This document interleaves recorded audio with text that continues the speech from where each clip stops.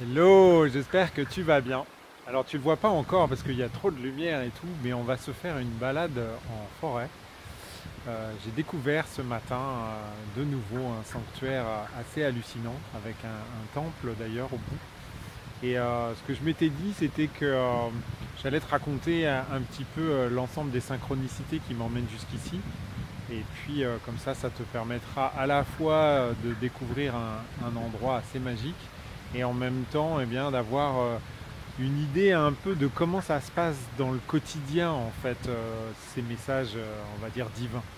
Voilà, voilà. Allez, on commence. Donc au départ, il y a forcément ma voiture qui m'emmène partout au Japon. Et puis un petite entrée en matière avec un accueil assez sympathique. Tu vois, on a de jolis petits personnages. Donc c'est des tanuki. Donc c'est des animaux qui existent vraiment hein, en fait. Bon, ils sont représentés ici de manière assez caricaturale, on va dire, mais c'est vraiment des animaux qui existent. J'en ai croisé plusieurs déjà. Sur la route aussi, malheureusement. Euh, donc nous voilà dans un lieu assez magique euh, que j'ai trouvé ce matin par hasard. Et je m'étais dit que ça pourrait être sympa de te raconter ça. Donc je te préviens tout de suite, il y a 250 marches. Donc je les ai faites ce matin, mais pour toi j'ai décidé de les refaire. C'est mon petit sport quotidien. Mais on est vraiment en pleine forêt. Et, euh, et franchement, on entend l'eau qui coule, qui ruisselle. Donc il a plu pendant 3 jours. Donc c'est aussi pour ça que on a beaucoup d'eau, beaucoup d'eau. Donc on est sur le temple de Tanukidani-san Fudo-in avec ma présentation et ma prononciation à la française. Je passe pas trop dessous les taulis qui sont là. C'est juste que c'est des taulis en métal, donc je suis pas trop fan. Donc désolé, mais je préfère prendre le chemin. Et alors comment je suis arrivé à cet endroit? C'est toujours un peu hallucinant. Comme à quel point en fait c'est simple, tu vois, c'est les messages divins qui sont vraiment à ta portée, c'est vraiment à la portée de tout le monde d'écouter Dieu maintenant. Hein. Il suffit juste d'être attentif. Donc, mais à la base, il y a quand même quelque chose de fondamental, c'est l'intuition. Après, il y a un autre truc qui est fondamental, qui est l'intention. C'est presque les mêmes lettres, mais c'est pas tout à fait pareil. Donc là aussi, on est un petit peu accueillis. Tu vois, on a des jolies sculptures, vraiment sympa.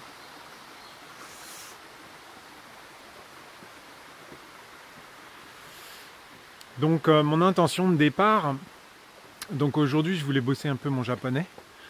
Donc je voulais un lieu sympa, un peu reculé, où je pouvais me sentir au calme, parquer ma voiture. Donc tu vois, on est à la 69e marche.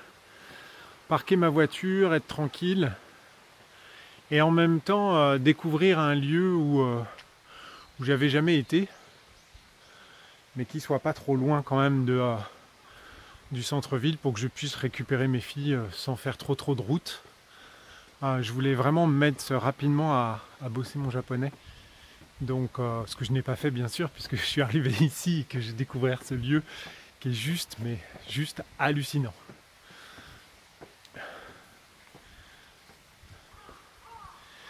Et de cette intention, j'ai commencé à aller bien évidemment vers les lieux que je connais.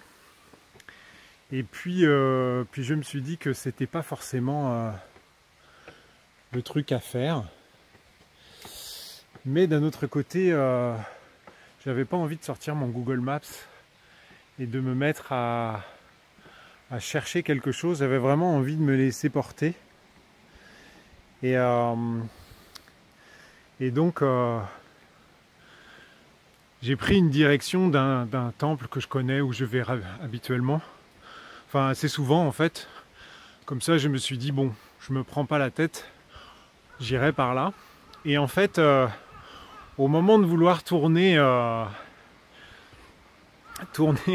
gauche, eh bien il y a deux voitures qui se sont mis, une légèrement devant moi et une autre légèrement derrière moi, ce qui fait que je ne pouvais pas tourner.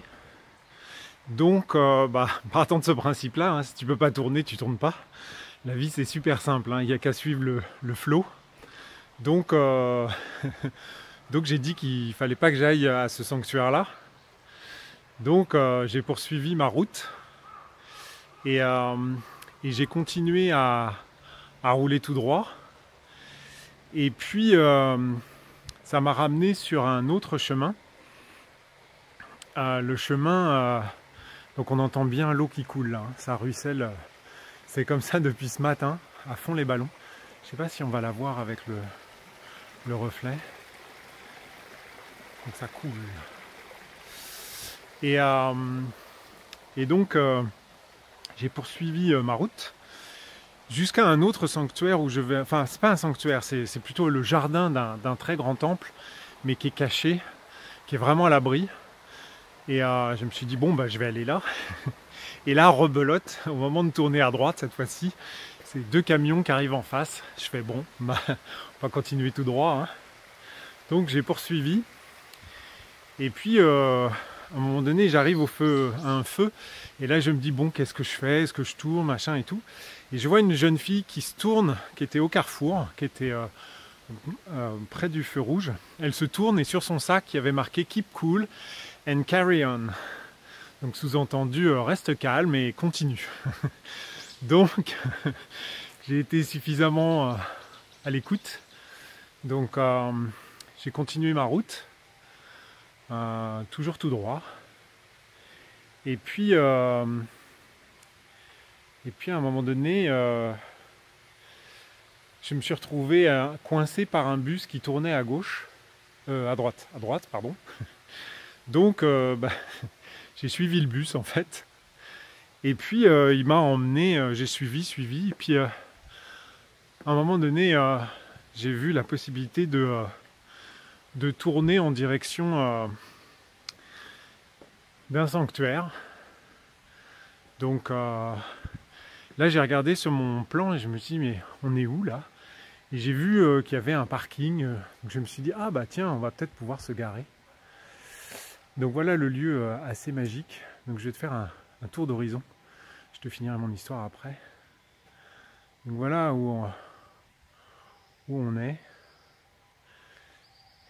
Et le truc assez hallucinant, c'est ça.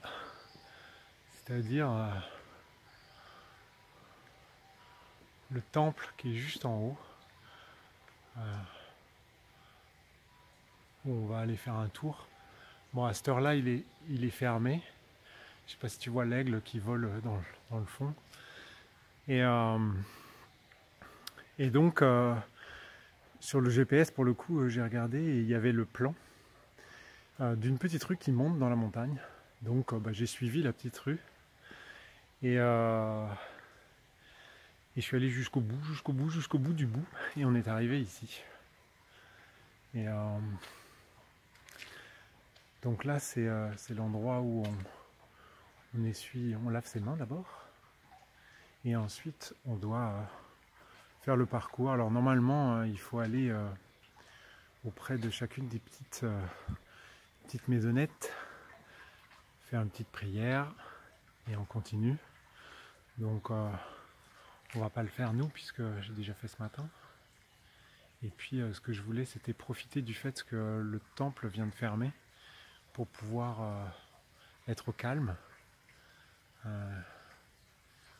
va avoir quasiment rien que pour nous.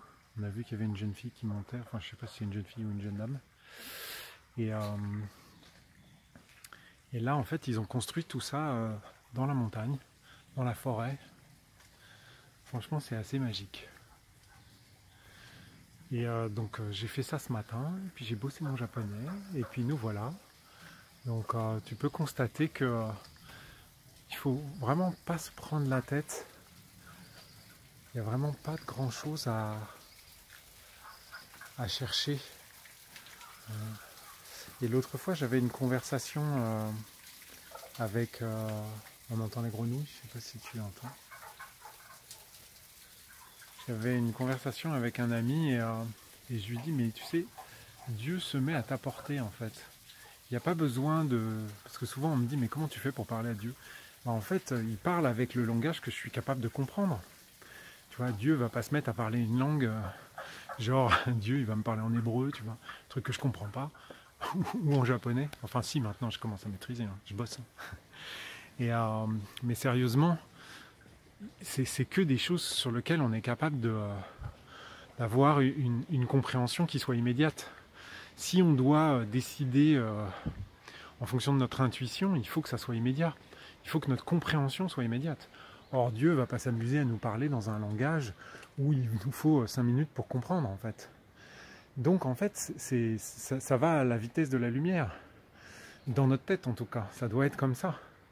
Si ça n'est pas ça, c'est que c'est quelqu'un d'autre qui te parle. Et là, pour le coup, il faut peut-être consulter en plus que de ma chaîne.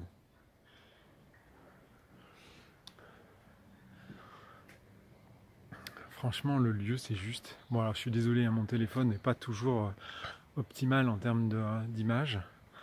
Mais je pense que tu commences à te rendre compte un peu de là où on se trouve.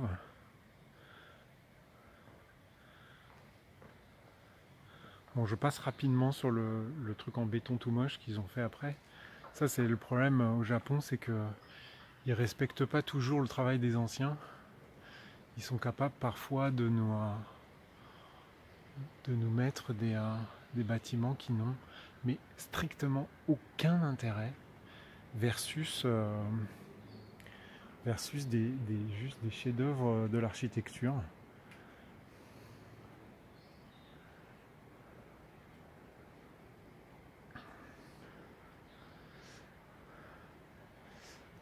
Alors là, on peut encore monter. Alors, ce matin, j'ai commencé une ascension, mais comme il y avait beaucoup d'eau ce matin, j'ai pas continué vraiment. Mais on peut retomber sur le centre-ville de Kyoto par là. Il y a a priori une demi-heure de marche pour remonter. Puis là on a le soleil, c'est que du bonheur. Ah oui, alors là la porte va être fermée. Ah oui, c'est dommage. Alors je vais essayer de m'approcher pour que tu puisses voir le bâtiment lui-même. Bon, on n'a pas le droit de filmer normalement, mais bon. On va dire que je parle pas si bien et que j'ai pas su lire les panneaux. Donc là, on peut rentrer dans le bâtiment. Et puis au bout, on a la vue sur toute la ville. Et franchement, quand on voit l'architecture qu'ils étaient capables de faire... donc ça, c'est un temple qui date des années 1700, 1600, enfin 1700 celui-là. Donc on voit quand même qu'il y a une certaine maîtrise de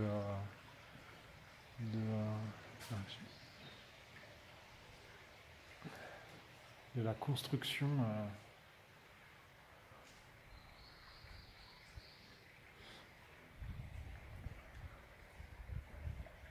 sur pilotis en hauteur. Donc voilà, donc aujourd'hui je me serais fait 1000 marches puisque 250 pour monter x 2 plus 250 x 2 pour descendre.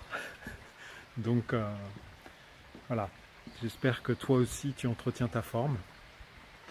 Et sur ces belles paroles, je vais quand même te montrer ce niveau d'architecture qui est hallucinante. Ah, c'est intéressant ça. Hop.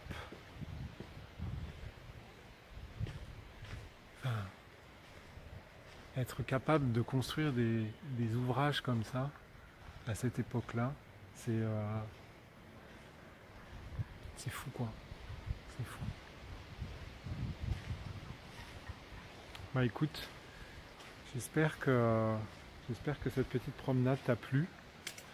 Et je te souhaite de bien tendre l'oreille pour te permettre d'arriver à vivre des instants pareils. Il n'y a pas grand chose à faire, hein, sincèrement. Les messages de Dieu sont à la compréhension et à la portée de chacun. Je te souhaite une très très belle journée.